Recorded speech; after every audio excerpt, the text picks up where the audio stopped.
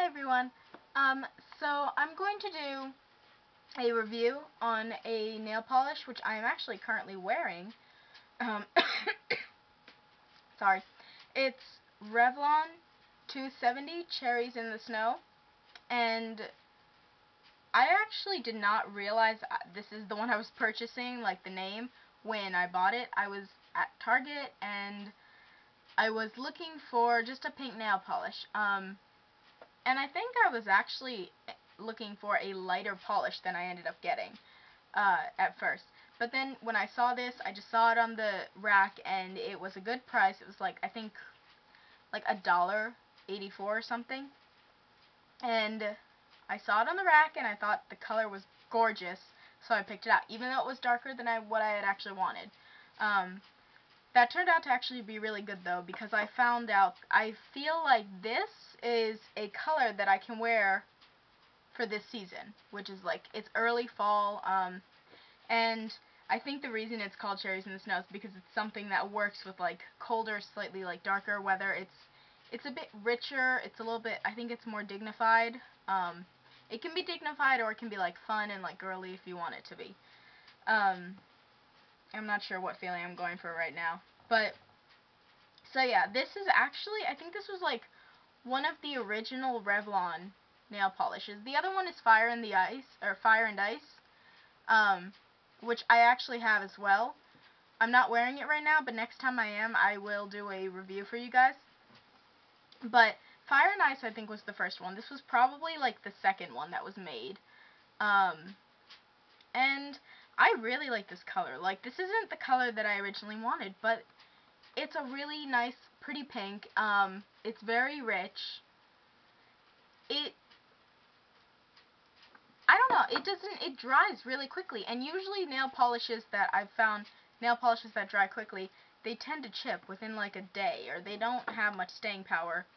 But this one I've had this since, I painted this on Saturday night, and it's now, well, now it's technically Tuesday morning because it's after midnight. But I haven't really noticed any chipping, like maybe a little bit at the tips of my fingers. I don't think you can see that. At the tips of my fingers, that's where they get all the wear and tear. Especially because I'm like, I'm texting constantly, so my thumbs especially have had a few chips, like at the tip, but it's really nothing noticeable.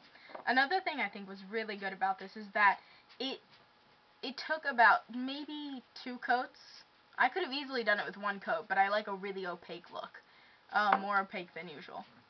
So, it took only like 2 coats to go on, and I think part of this is because it's a brand new nail polish, but I've had some nail polishes that I bought brand new, and when you try to put another coat on, and you're not making each individual coat really thick, it still clumps up, like even when it's a thin coat. So, and this didn't clump up, this went on really smoothly. There are no streaks or anything, like you can't see any of the streaks in my nails, which my last pink nail polish, which I think was actually NYC, so it wasn't a very high brand, it wasn't a very good brand. Well, it was good, but it was cheap. NYC, you could see a lot of streaks and stuff in it, and it started to clump really, really quickly while painting. And surprisingly enough, even though it's a very rich, thick, opaque polish, it dried so quickly, so that was the surprising thing for me. But anyway, so again, this camera doesn't focus, I'm sorry. This is kind of the color. My light is a little weird. I don't know, that's really the most accurate that's the best it's gonna get with this camera. But yeah, so I just blinded myself with the light. Yeah, so I definitely recommend this.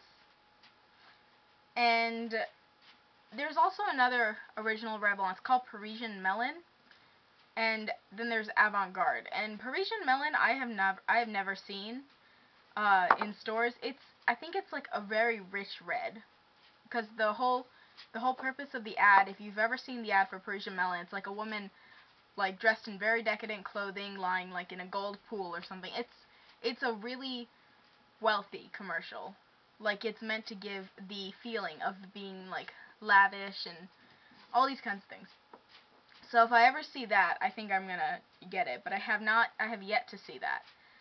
Avant-Garde is kind of a pink nude color polish, and I'm not really one for like pink and nude, like light baby pastel pink nude. It's just, it wouldn't work with my color. Like, to have a light color, like a light pink on my nails is just, some people might be able to pull it off. I don't feel like I'm one of those people that can do that. Fire and Ice is a very red, kind of a scarlet orange, and I think next time I actually do a nail polish review, I'm going to do it in my bathroom, because that's where the lighting is. Honestly, it's the most accurate. I'd have to get a chair into the bathroom so I can at least sit and get the right height. But anyways, it's a very scarlet kind of an orange. It's very striking. It's very bright. And they sell lipsticks, I think, for all of these nail polishes. All these nail polishes have lipsticks with them. Fire and Ice had one, but I'm not a big lipstick girl, and it was a little bit too orangey for my taste. And I've tried the Cherries in the Snow lipstick because one of my friends has that lipstick. She has a slightly, it's like olive, but it's lighter than my skin tone, because she's a mix of Korean and Iranian. And so her skin tone, she can pull that lipstick off. She also loves lipstick, so she can do that. I've tried it on. It's too pink and like purplish on my skin. It doesn't look right on me. That and the fact that I really don't like to wear it. So I'm just gonna stick with the nail polishes. So I'm not gonna be able to give you any lipstick reviews. So sorry. But anyway, so that's all I really have to say about this.